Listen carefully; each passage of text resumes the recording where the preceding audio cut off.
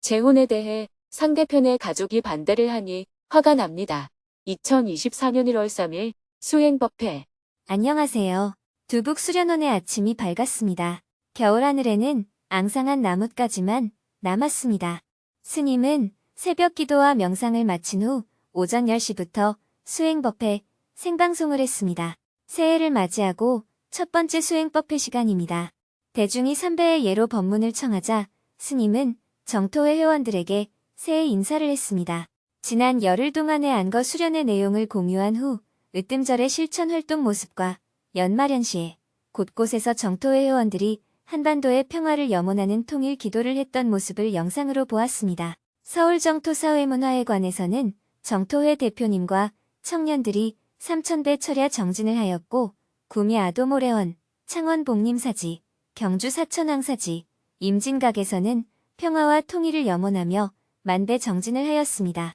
영상을 보고 나서 스님은 정토회 회원들의 간절한 염원을 격려하면서 갈등이 고조되는 남북 관계에 대한 우려를 이야기했습니다. 추운 날씨에도 불구하고 곳곳에서 새해를 맞아 정진하는 모습을 보았습니다. 점점 경직되어가는 남북 관계를 보면 한반도의 평화와 통일을 기원하는 우리들의 기도가 무슨 소용이 있을까 하는 생각이 들 수도 있습니다.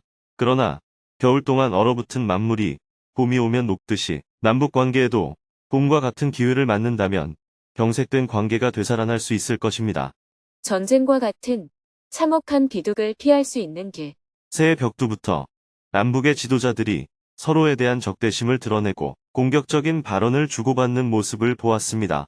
분노는 또 다른 분노를 낳게 되어 결국에는 우크라이나 러시아 전쟁이나 중동 전쟁과 같은 큰 화를 불러일으키는 요인이 될 수 있습니다. 한쪽에서 표출한 분노를 다른 한쪽에서는 더 큰 마음으로 포용해야 합니다. 그것이 분노를 잦아들게 해서 전쟁과 같은 참혹한 비극을 피할 수 있는 길입니다. 그러나 오늘날 세계는 분노가 분노를 키워서 결국에는 전쟁과 같은 충돌로 이어지는 상황으로 치닫게 될 가능성이 점점 높아지고 있습니다.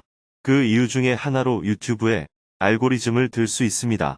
왜냐하면 유튜브의 알고리즘은 자기가 보고 싶은 것만 보도록 유도하는 장치이기 때문입니다. 국내의 정치적 갈등을 보면 유튜브와 팟캐스트로 인한 폐해가 큰 것 같습니다.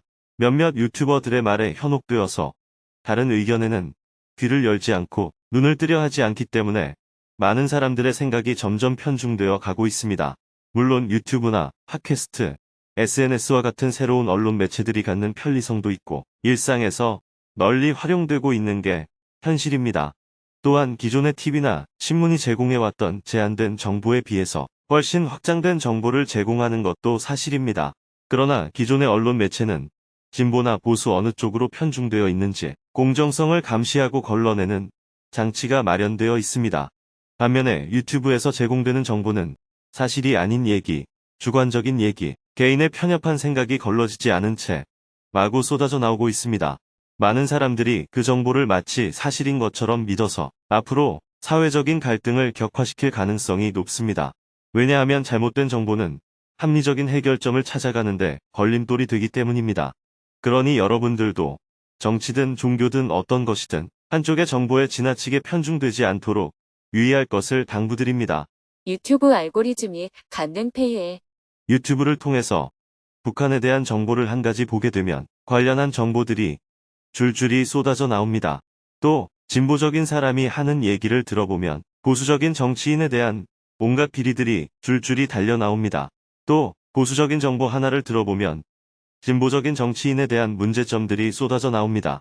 특히 이념적이거나 종교적이거나 정치적인 문제는 인간의 사고를 편중되게 만들기 쉽습니다. 그래서 부처님께서는 편향된 생각을 갖고 극단으로 치우치는 것을 항상 조심하라고 하셨습니다. 양극단을 아우르면서 오히려 그것을 뛰어넘는 중도의 가르침을 설하신 분이 부처님입니다. 그러나 오늘날 우리가 막상 중도적 관점을 갖게 되면 패를 만들어 패거리를 이루려는 사람들로부터 오히려 소외되기가 쉽습니다. 그렇지만 우리는 단 한 사람이 되어 남는 한이 있더라도 진리를 향해 나아가야 합니다. 다수에 의해 휩쓸려서는 안 될 것입니다.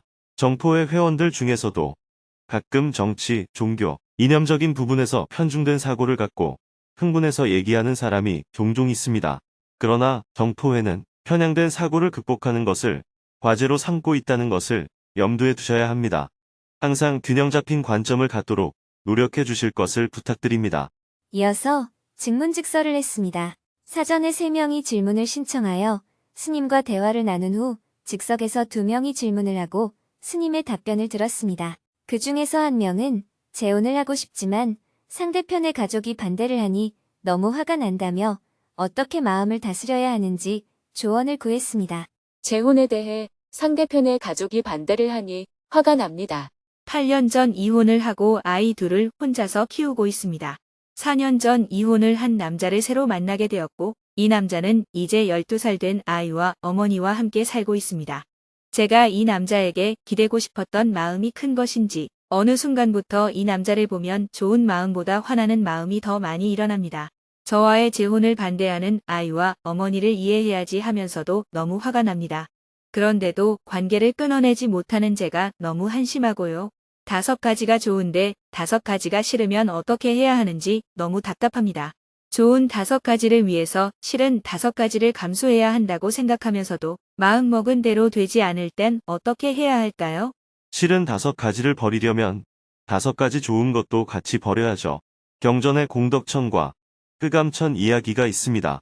어느 날 어떤 남자에게 공덕천이라고 하는 아름다운 미인이 찾아와서 이 집에 들어가도 됩니까? 하니까 남자가 어서 오십시오 하고 환영을 했어요. 그런데 조금 있으니까 아주 얼굴이 검고 못생긴 흑암천이라는 여인이 찾아왔습니다. 흑암천이 이 집에 들어가도 됩니까? 하고 물으니 남자가 안 됩니다 하고 거절을 했어요. 그러자 흑암천이 조금 전에 들어간 분이 제 언니입니다. 우리는 자매지간이라서 떨어질 수가 없습니다 라고 했습니다. 어리석은 자는 공덕천을 받아들이기 위해 흑암천을 받아들이고 지혜로운 자는 둘 다 쫓아버렸다는 이야기입니다. 질문자가 공덕천을 받아들이려면 흑암천을 필연적으로 받아들여야 합니다. 그 남자를 받아들이려면 그 아이도 받아들여야 하고 그 어머니도 받아들여야 해요. 왜냐하면 그 둘은 붙어 있기 때문입니다.